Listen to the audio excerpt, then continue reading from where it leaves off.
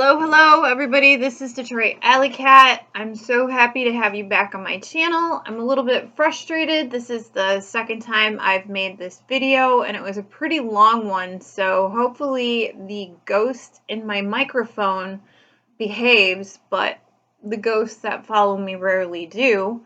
So without further ado, let's get spooky.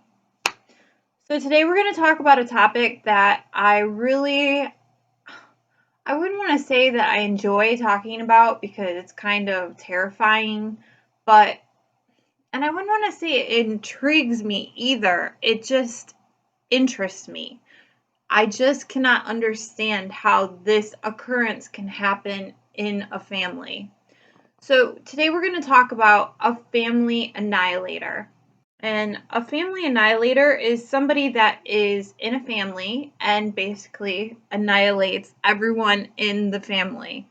It could be the kids, the mother, sometimes the parent of the family annihilator is living in the house, and they even annihilate the pets, which is very gruesome. And if you want to see some really gruesome pictures of some family annihilator crime scenes, all you need to do is Google it.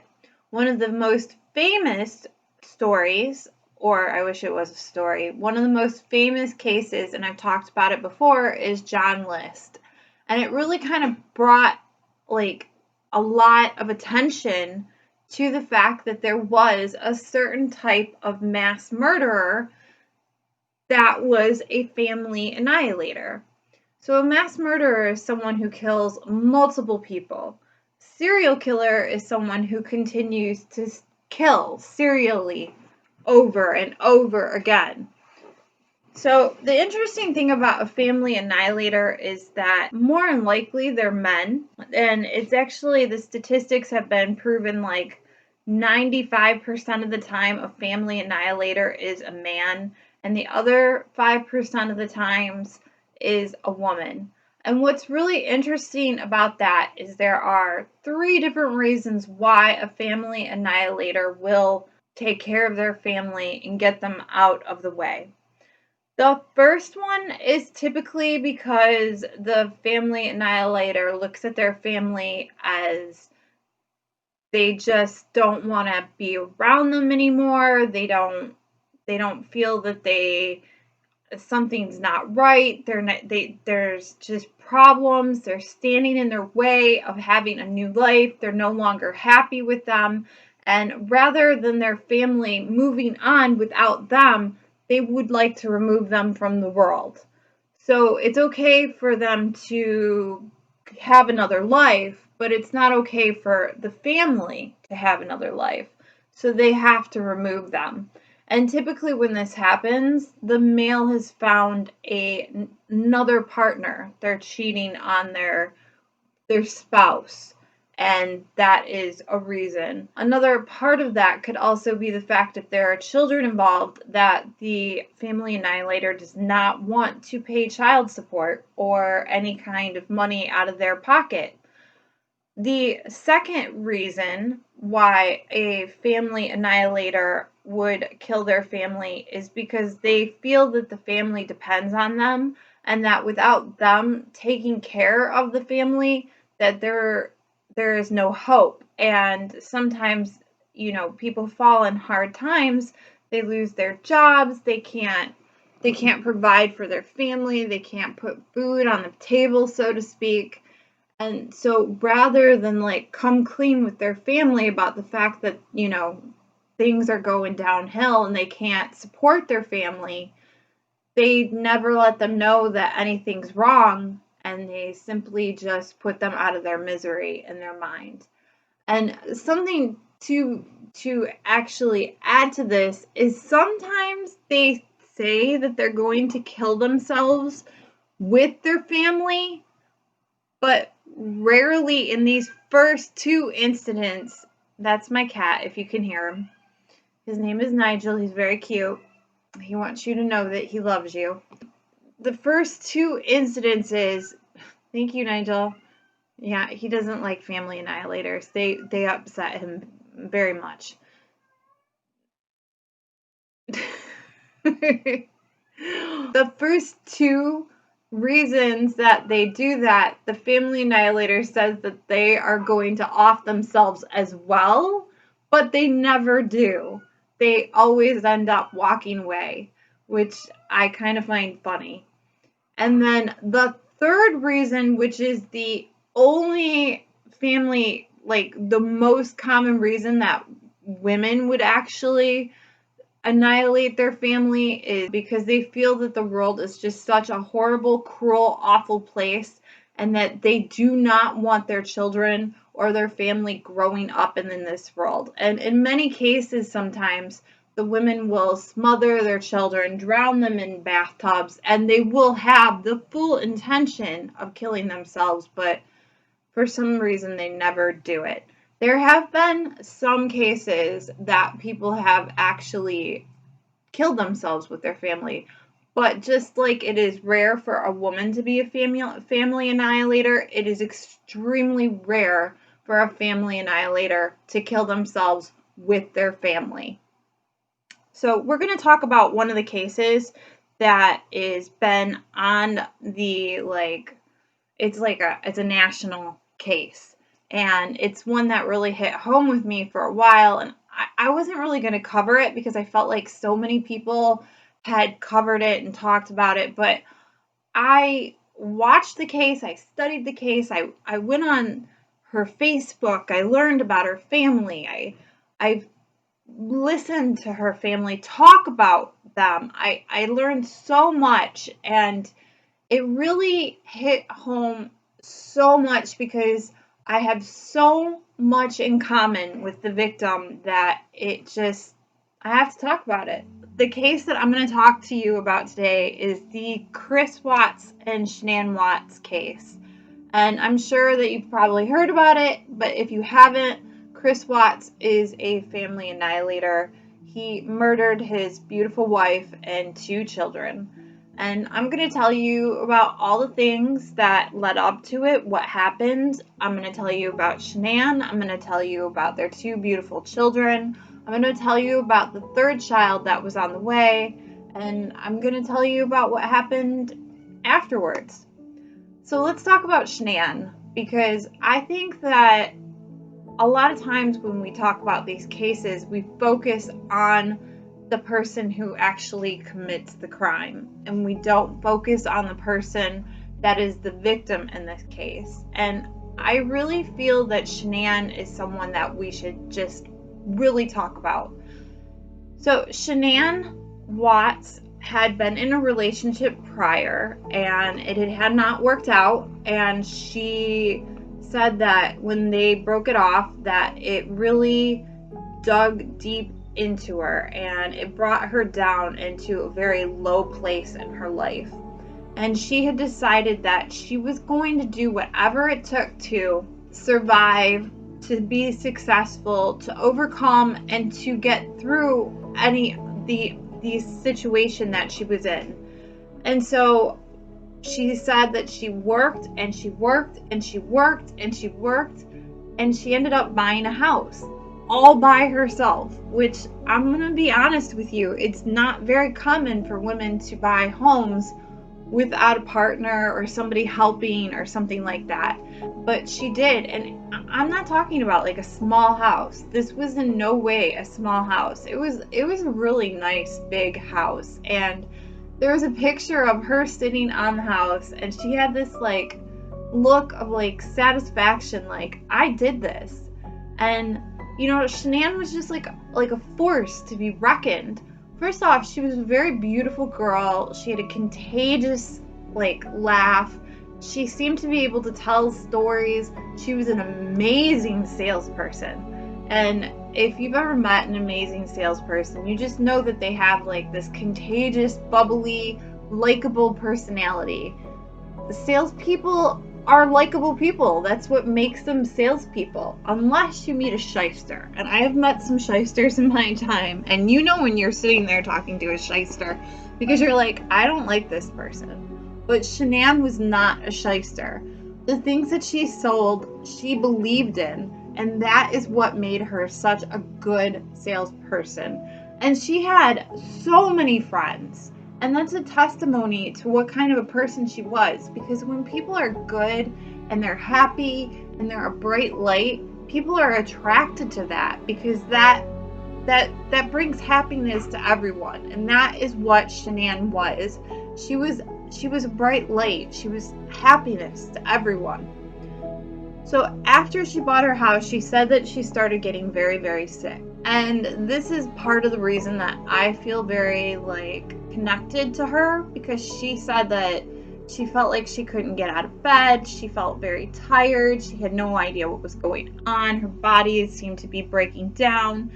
She just didn't feel good. And it was later discovered that Shanann had lupus. And lupus is an autoimmune disorder. And there's this misconception that an autoimmune disorder means that you do not have an immune system, that you have a weakened lower immune system. That is absolutely not the truth. When you have an autoimmune disorder, your immune system is in overdrive. Not only do you have an immune system, but it's like at war with your body. It thinks that your body is being attacked. And so basically when you have lupus, you feel like you're sick all the time, because you know that feeling you get when you have the flu and you get you're hot and you feel sick. That's your body fighting off an infection. So think about an autoimmune disorder, your body constantly being in this state of feeling like your body has to fight an infection. And the reason that I understand this so well is because I also have an autoimmune disorder. My autoimmune disorder is called Behçet's. I've heard it called Behçet's, Behçet's. It's actually a very rare autoimmune disorder, but it is almost extremely similar to lupus. And it is debilitating. And if you let it, it can take you. It can just take your will to get out of bed. And sometimes when people have these disorders, just to get out of your bed, to roll out of your bed and take one foot in front of the next, and to say, I'm gonna get through this day, takes every ounce of energy you have. And Shanann did that. And not only did she do that, but she overcame it, and she figured out a way of getting through it. So she actually was a salesperson for a multi-level marketing company, which basically a multi-level marketing company. I'm not too thrilled about those kind of companies, but they are I guess a pyramid. So there's this really rich person up here, and you have to buy their product, and then you sell it to this person, and then it goes down and down and down and down and down. So the people in the bottom make the less, but the people at the top make the most. And you have to buy the product, and then you have to sell it, and if you don't sell the product, then you end up with a whole bunch of product. And it's kind of hard for a lot of people to do, but some people do it, and some people are very successful with it. A very good example of a multi-level marketing company is Mary Kay. Some people love Mary Kay. I'm not a fan of multi-level marketing companies. I'm more of an entrepreneur. I rather sell my own product than sell somebody else's product. But Shanann believed in this product. She was a salesperson for a company called Thrive.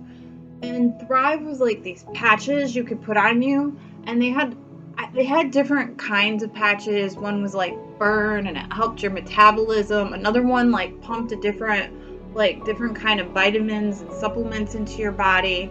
And if I'm not explaining this the best way, and you're a Thriver, don't come for me, because I don't take Thrive. I'm just explaining to the people who might want to know what Thrive is.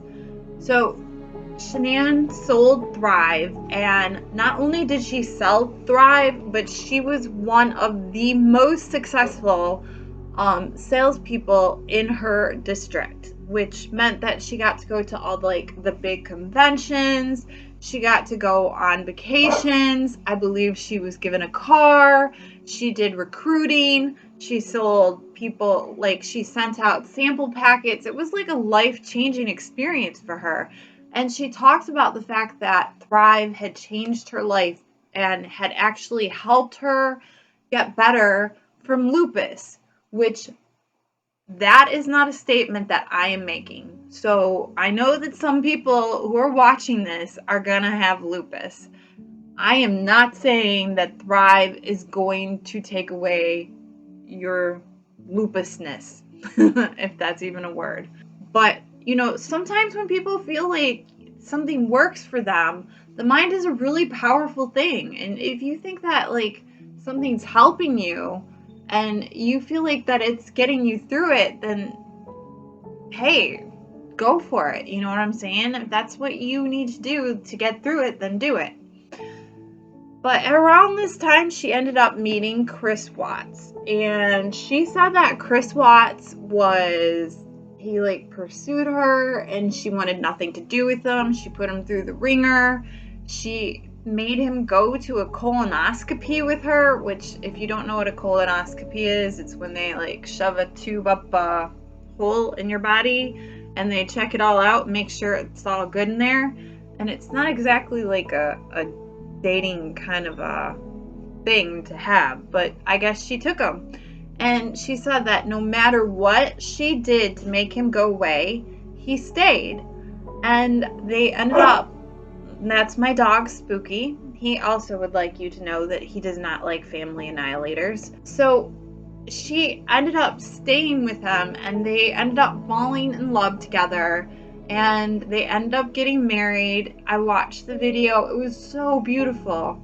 But the one thing that I did notice is that Chris said that his mom and his sister never liked Shanann.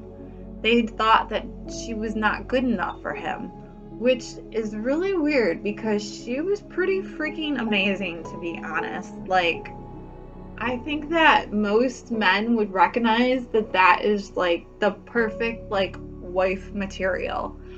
Like she was just perfect. But so they were married and you know, Chris, he was a little bit chubby. I wouldn't say chubby, more or less not in perfect shape.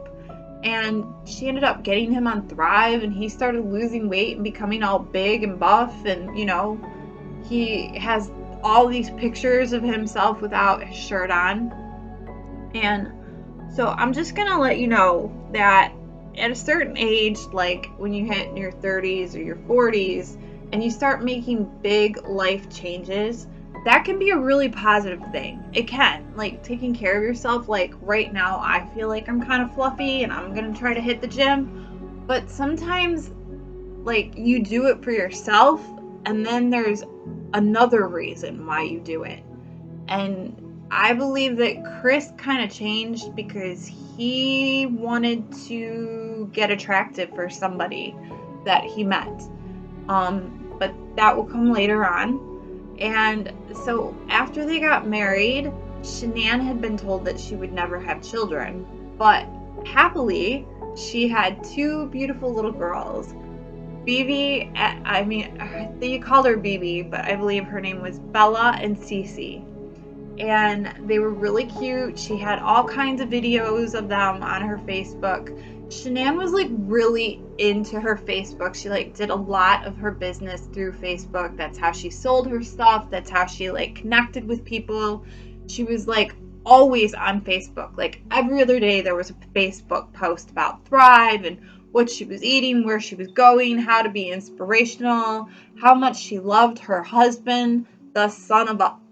And that's another thing, is like, I watched a lot of video of Chris, and he seemed like a great guy. He's always playing with the kids. He was joking with her. He was always, they like seem like legit the perfect couple. But, you know, what you see on Facebook and what you see in real life, those are two completely different things. Like, I could be a completely different person than what you think I am. And they've actually proven, like, there are people out there that'll, like, take pictures of themselves behind a backdrop of Hawaii while they're, like, chilling in Chicago. I don't know why you would do that. Like, who do you have to prove that to? But there are people that do that, and I guess, that's kind of like what was going on with the Chris Watts and Shanann situation. And the only reason that we know this is because Shanann used Messenger to talk to her friends about everything that was going on in the relationship. And just for your knowledge, if you ever decide to talk to somebody about something on Facebook Messenger, Snapchat, FaceTime, WhatsApp, I don't even know. They have like 100 million different ways you can like talk to people on messengers. The law enforcement can get a hold of that. They can subpoena that for the cases. So if you're a drug dealer and you have a lingo that you think that they haven't heard of, they've heard of it. If you are going to talk about committing a crime through Facebook Messenger, you're ridiculous, because they know they go in there. They use those as evidence in court. And I don't want to sit here and tell criminals not how to incriminate themselves. I'm just saying, like, it's just a way of tracking what happened. And during this time, Shanann and Chris started having problems. She was making mention to the fact that he wasn't really looking at her a lot, that he wasn't interested in her sexually, he wasn't grabbing her butt, he wasn't giving her kisses and stuff like that. And she was talking to her friend about it. And right about when this started to happen, Shanann actually got pregnant. And she was like, you could kind of tell she was a little bit nervous to tell him. But he acted like he was like so excited, like, oh wow, I'm so excited. And she said that she wanted to have a little boy because she had 2 little girls. And as it turned out, she was pregnant with a little boy who they were going to name Nico. And I really hate when people like do away with pregnant women, because that's just like, I don't like it at all. I mean, who would like it? But I don't really like it. Like, there are like, I don't even know. People that commit murder just, they astound me. The force, like the narcissism that goes into some of the brutal murders that have happened are just, I can't comprehend it. Like, how can people be so evil? But they are. So Shanann is like talking to her friend. She's like, he won't touch me, he won't talk to me, we're fighting, all these things are happening. Her friend's like trying to cheer her on, like, go ahead, go get naked and get your freak on, because that always helps when people are like having big arguments and they're not doing good, and your significant partner is like completely changing their body and no longer talking to you. Getting your freak on is gonna fix it.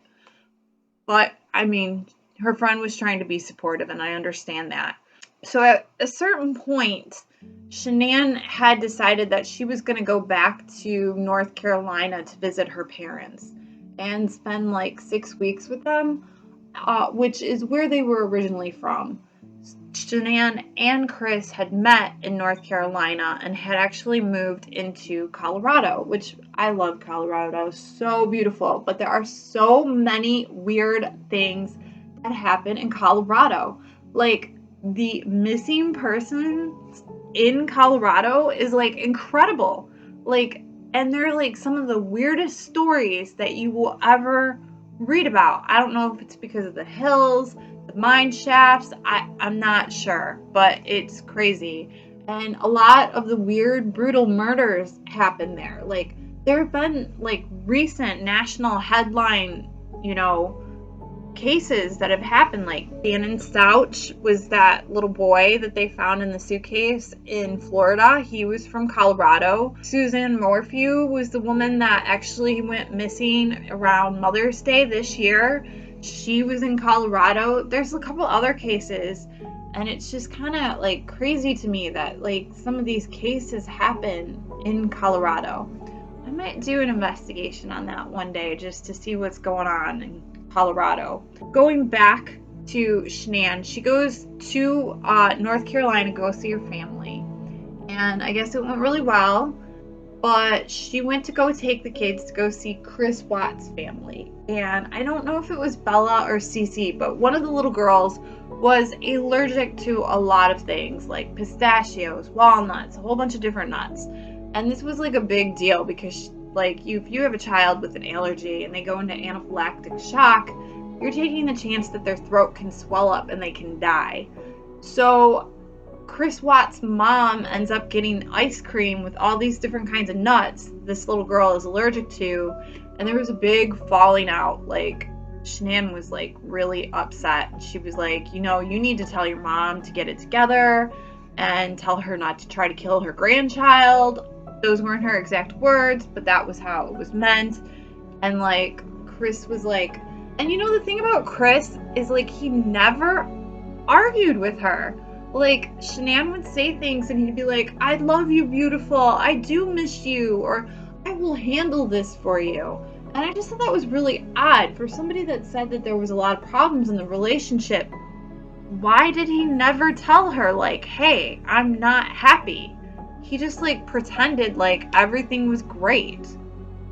Which I guess that's part of the weirdness of being a family annihilator that I just don't understand. So at the very end of the trip of North Carolina, Chris actually comes down there to spend the last week so he can go see his family and see the kids and fly back with them.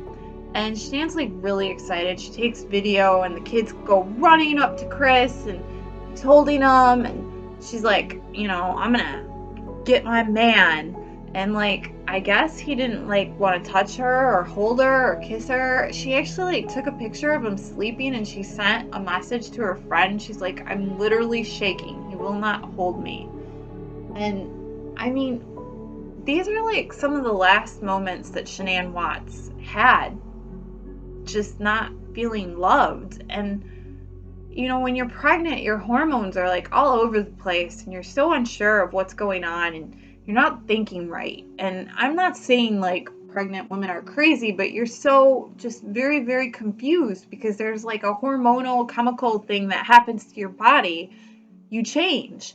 And if you've ever been a mom or ever been pregnant, you probably know what I'm talking about. Or if you've ever been with a woman who's been pregnant or had a child with a woman, then you know what I'm talking about. So they go back to Colorado, and it's kind of strange because Shanann had to go to one of these Thrive conventions for a couple days right after she got back, and she was like super excited about it. So she went with her really good friend, and she went for a couple days, and like during these like brief times when she wasn't around Chris, she would send him messages like, hi, what are you doing? And he wouldn't answer her. He wouldn't respond to her. He wouldn't pick up the phone. And she said that was very not like him. And later on now, we know that he was with his mistress that he had met at his work. And that is why he did not respond, because he was taking vacations with this woman. But that would come out later on in the case. So 3 days after she leaves to go to this Thrive convention, she comes back, I believe it's around 4 a.m. and the camera on the house picks her up coming in. And this is the last time anyone will ever see Shanann Watts alive. So she comes into the house and she gets in bed, and I guess her and Chris have sex. And then afterwards, they begin to talk about their relationship, according to Chris. And he says that they started to fight because he said that it wasn't going to work out and all these things. And she started getting upset. And at which point, he straddles his 15-week pregnant wife and gets on top of her and chokes her to death. Then he takes the blanket and he wraps Shanann up. And he takes his truck, he backs it up to the house where the garage is. He puts Shanann in the bottom, in the back seat, And then he goes and he gets Bella and Cece and he puts them in their blankies and he puts them in the back seat with their dead mother. And they ask him, is mommy okay? And he says yes. And so Chris Watts actually worked at like an oil tanker, and it was like 45 minutes down the road. And he drove his 2 daughters with his dead wife in his truck 45 minutes down the road to this oil tanker. I mean, can you just imagine that in dead silence while the 2 little girls slept next to their dead mother? So he digs a shallow grave, he throws Shanann in the grave, he takes the sheet. I don't know why he didn't bury the sheet, but he just threw it over there. I don't know which little girl ended up dying first, Bella or Cece, but he choked the first little girl, and the other little girl watched, and the other little girl said, Daddy, are you gonna do that to me too? He didn't answer, and then Chris decided to kill the last little girl, and the last thing he said, his daughter said to him, was, Daddy, no. And there were these holes in these 2 oil tankers, and the holes were like this big. And he took his tiny 2-year-old and 4-year-old daughter and he put them in those holes in those oil tankers. And that's how he laid his daughters to rest. What a great man. So, the next day, Shanann was supposed to have an appointment at the OBGYN. I'm guessing it was probably a high-risk pregnancy with her having lupus. So when you have an autoimmune disorder, it can be very difficult to have a child. So her friend was like, tell me how the appointment goes. No message. An hour later, she's like, where are you? No message. Around 11:40, she's like, hey, Shanann, you need to answer me or I'm going to call the police. Still, no message. And she's also sending messages to Chris, and she's like, where is Shanann? And she's like, oh, well, Shanann said she was going to take the kids to a play date. Well, that doesn't make any sense. Why wouldn't she tell her friend what play date she's supposed to go to? And why would she have a play date on the same day that she's supposed to go see an OBGYN? So eventually, this girl, her name is Nikki, is waiting for the cops. The cops come, and she's got to stand outside. And the cop's trying to be really cool. He's like, well, there's a whole bunch of things that could happen. And they, like, get in. And you can tell that Chris is acting, like, really weird. And so, they find out that Shanann's car is still in the garage. And then when they get inside the house, Nikki finds Shanann's phone, which she works at home as a salesperson. So for somebody who works at home as a salesperson, like, your phone is like your lifeline. You're not going to leave your phone. I have a phone, and if I lose my phone for any longer time than 5 or 10 minutes, like, I'm like screaming to the top of my lungs, crying, freaking out, looking for it everywhere. So for her to have her phone just chilling there, that doesn't make any sense. And then to top it off, the medication that she takes for her autoimmune disorder, it's also there too. So I have to take 2 pills a day. And if I don't take these 2 pills a day, I am like literally risking my life. It's that serious. And I'm willing to bet that Shanann probably had the same situation. Like, I'm totally healthy right now, but if I don't take my pills, I won't be. So for her medication to be at the house and not with her makes no sense. And then also they noticed that Bella and Cece's blankets that were on their beds, they were missing. And then when they were doing like a walk around the house, the first thing that I noticed when they went into Chris and Shanann's bedroom is the sheets and the blankets were missing off of the bed. Like, why would the sheets and the blankets be missing off of the bed? Chris has to go to work at 6 in the morning. Why would they be off the bed? Shanann got home at 4, so she's going to get up 2 hours later and do the laundry and take the kids on a play date. So that's a little weird. Then the neighbor like calls the cop over and he's like, yeah, I got some surveillance system, like some surveillance of what happened. And so they go in and they watch and they see that Chris backs up his truck to his garage, and Chris is like, he's acting like really like not comfortable. He's got his head on his hand, like, oh my God. And like the cop's like, well, he's probably freaking out because of his wife's missing. He's like, oh, okay, sure, that's why he's freaking out. And so he lets Chris leave the neighbor's house, and like the neighbor's like trying to tell the cop, like, hey, can you stay here for a second? And like Chris turns around to look at him and he's like, oh, it's okay, I'm just gonna have him fill out the rest of the report. As soon as Chris walks out of the house, the neighbor's like, he's not acting okay. Like, Chris is never talkative and he's talking. Chris never backs up his truck to the garage. Why would he back up the truck at 4 a.m? And the cop is like giving him like the benefit of the doubt. He's like, well, there's these different reasons, but it was all very, very suspicious.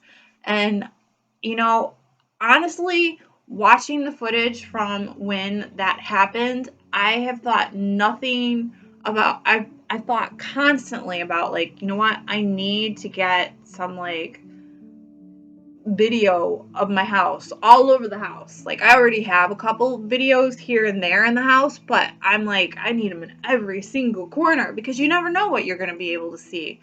And so, yeah, that actually ended up being evidence in the case. So the search for Shanann begins. Everyone's looking for her. Nobody knows that Chris killed her. They're going door to door. People are looking for him. No one knows where Shanann is. And so one of the investigators asked Chris, like, hey, can you take this polygraph? And Chris decides that he's going to take a polygraph. So I'm going to tell you something.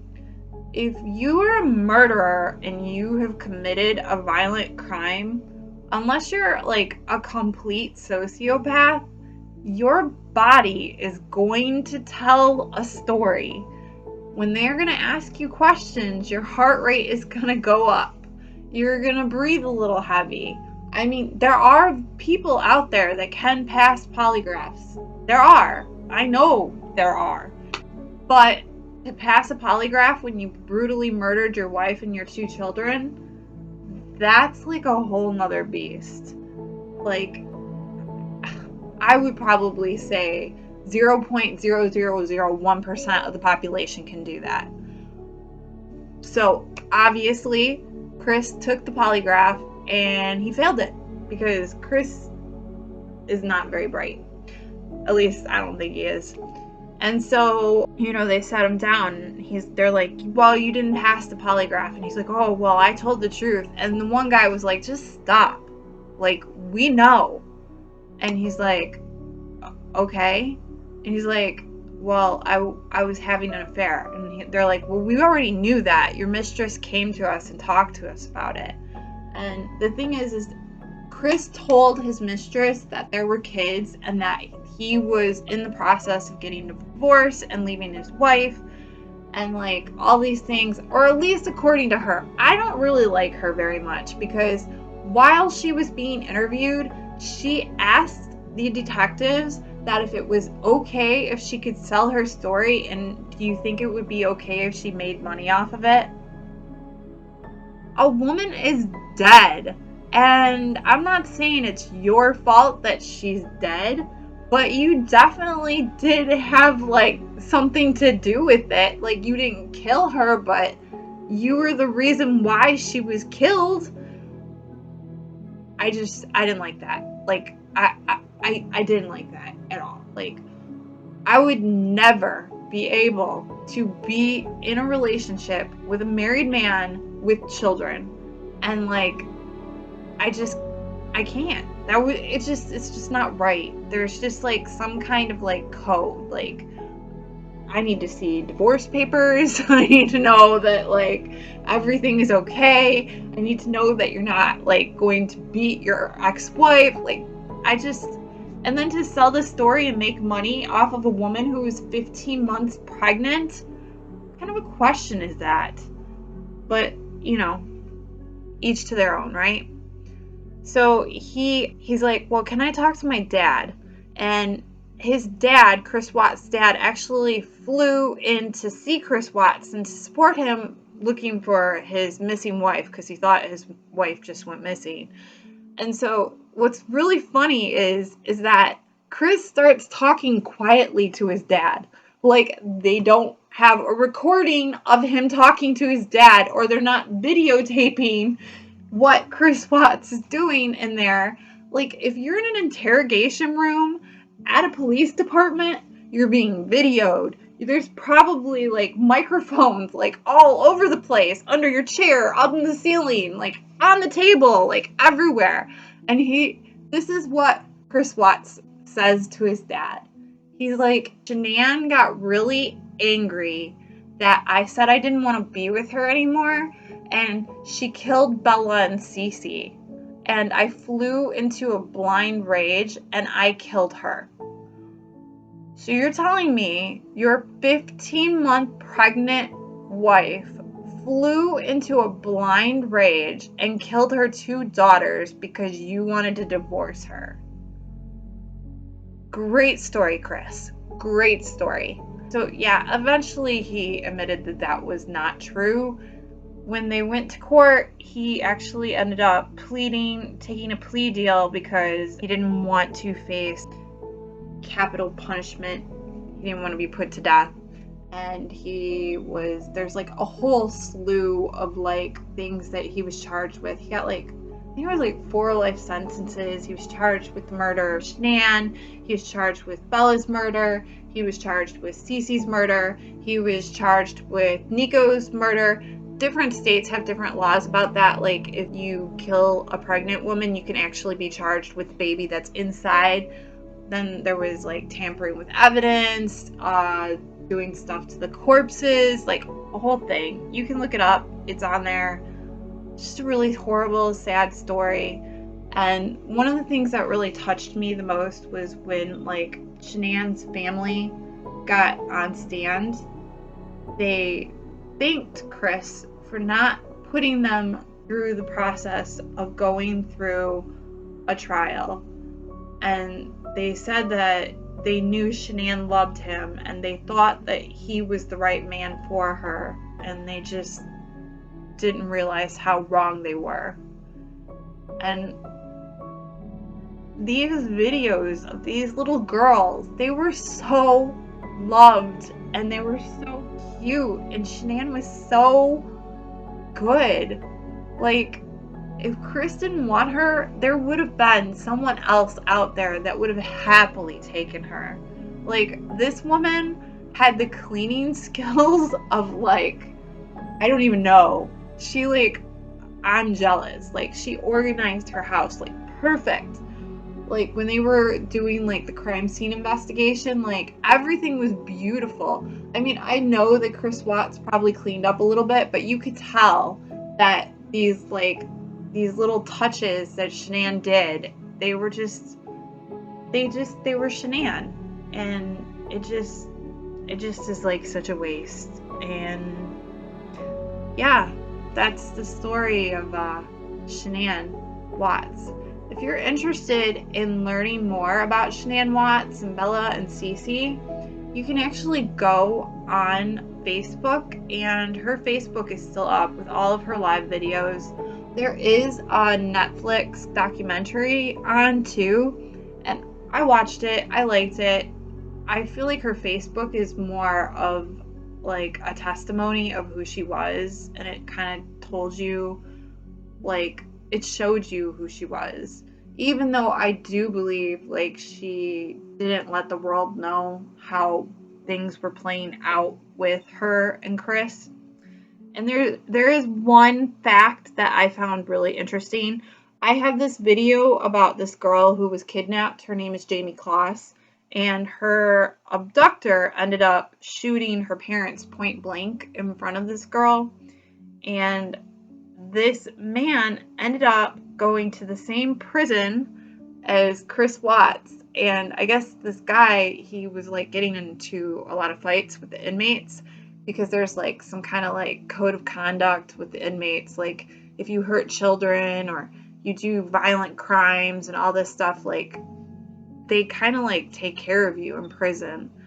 And I feel like that's their only way of like doing something for society, because they feel so guilty about something. A lot of them are fathers or mothers, you know, so that's their way of like serving justice on their terms. But yeah, so this guy was getting in fights with a lot of the inmates, and Chris Watts decided to become his mentor and teach him how to control his temper. Remember how Chris Watts said he flew into a blind rage and killed his 15-month-old pregnant wife?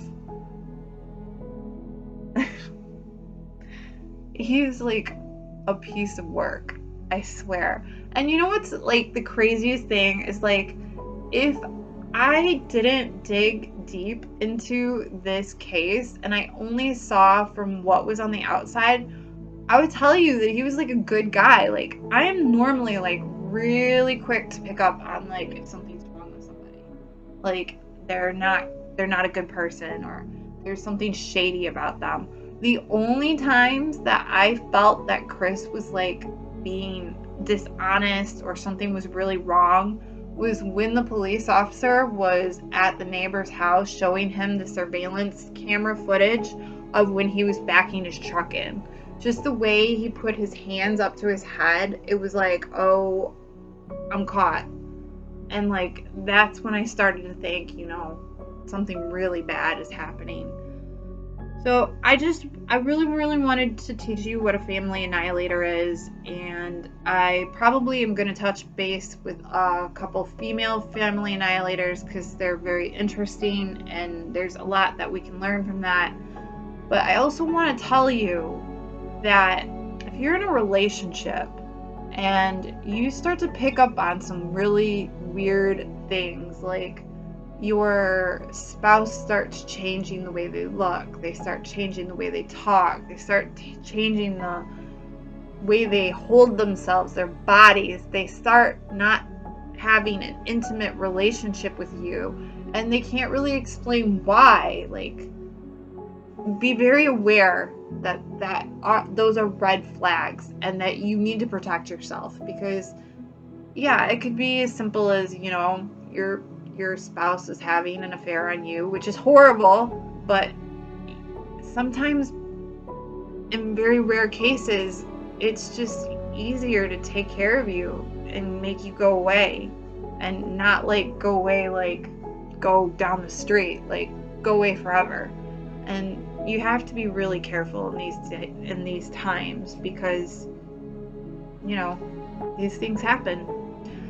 So I hope you liked the story I told you. If you do, please give me a thumbs up. If you didn't, give me a thumbs down. Tell me what you think. Did I do a good job? I didn't really focus a lot on the dates. I do want to state that Shanann and her children were killed in the year of 2018. I really didn't think that the dates were like what the big like focus should have been. I wanted to talk about Shanann, and I wanted you to know Shanann. I don't know. Tell me what you think, if I presented it well, if I didn't. I kind of just like had this case memorized, and hopefully my mic works or I'm going to scream. So anyway, guys, thank you so much for watching. Leave a comment, leave a like, subscribe, obey me. No, don't obey me. Stay spooky and stay safe.